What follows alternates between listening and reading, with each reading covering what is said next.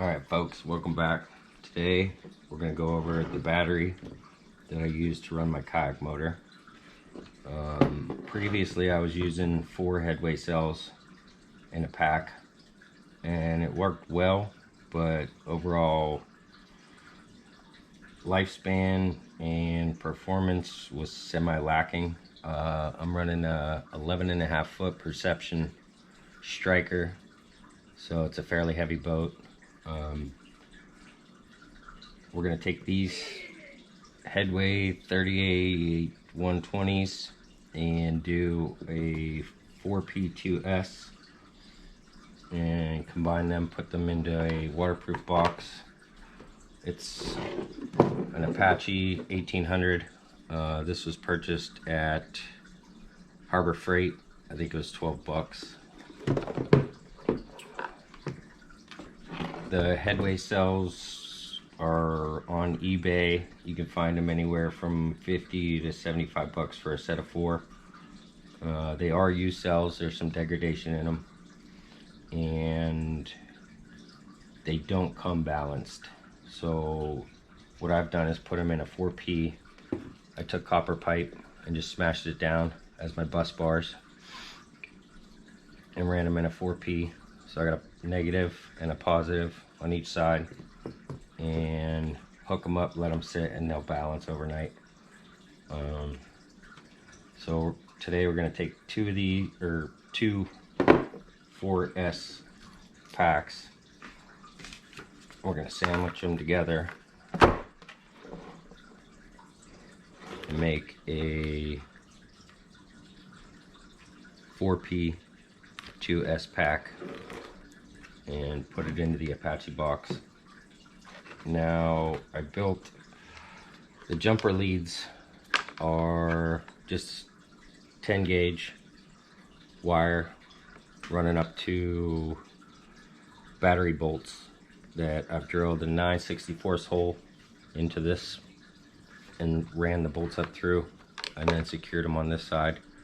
I'm gonna put a dab of silicone on there just to make sure they are watertight, but they went in pretty tight. I actually had to screw them in with a adjustable wrench. So we'll take our pack. I got the cardboard in between it. These cells, the outer edge is always ground, so you want to make sure that you leave a small amount of space in between the cells, just in case. If there are any spots on your cells where the wrapping is messed up, just take some caption tape, slap it on there, should be good. So first thing we're going to do is drop this pack into the box. And I left enough wire here on my negative and positive leads so that I can work with the unit inside the box.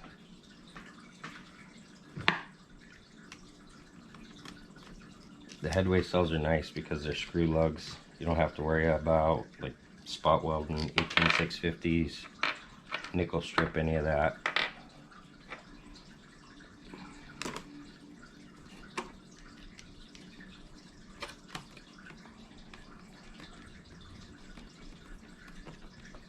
Ground.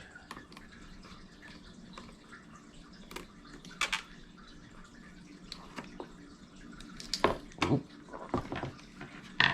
Come back.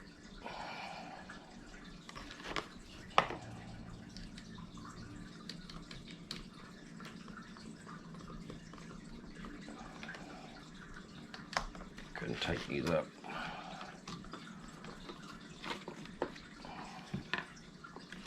On the positive side, I went ahead and put in a 30 amp fusible link.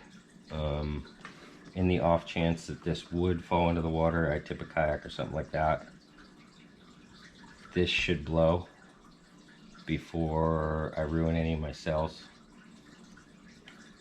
So we'll hook this up.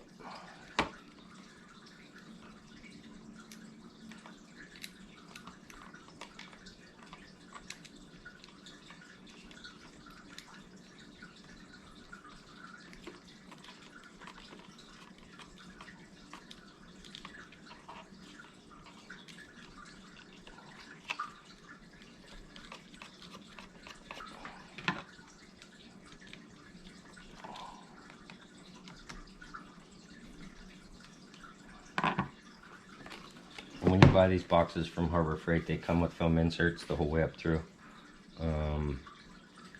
I only left the bottom piece in and retained the top piece, which is going to go back into the lid and cover up where my screw lugs are. I'll take this whole unit,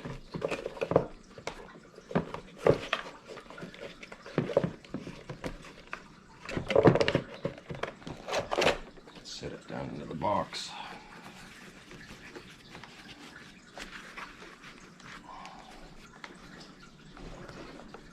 That's what the completed unit looks like on the inside. Fusible link, ground.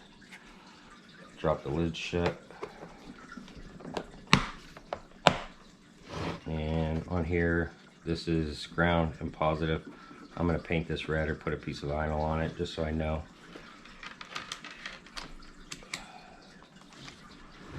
We'll do voltage right now. 13.4 volts on the system itself. I'm going to let this sit overnight and come back and check the cells just to make sure everything balances out. Once they're hooked up, they should balance out. You should be, we got 3.3, 3.3, 3.3, 3.3 across the board.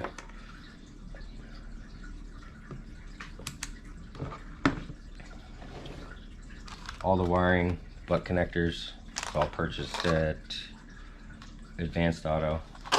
Fairly cheap build. There's some other reputable companies out there that do LifePo4, like Dakota. They have a very good system, it's just expensive.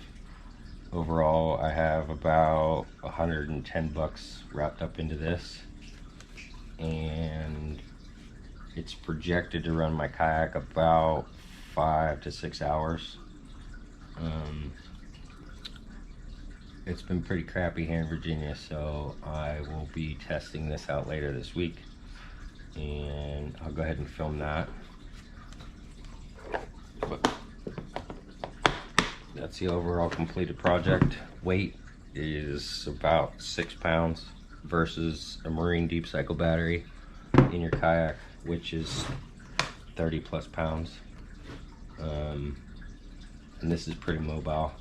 I'll be able to hook up my fish finder to this, the trolling motor, and any additional accessories I want, and it's just going to drop in the front compartment of my boat. If you like what you saw, hit the like button, subscribe. Thanks, enjoy.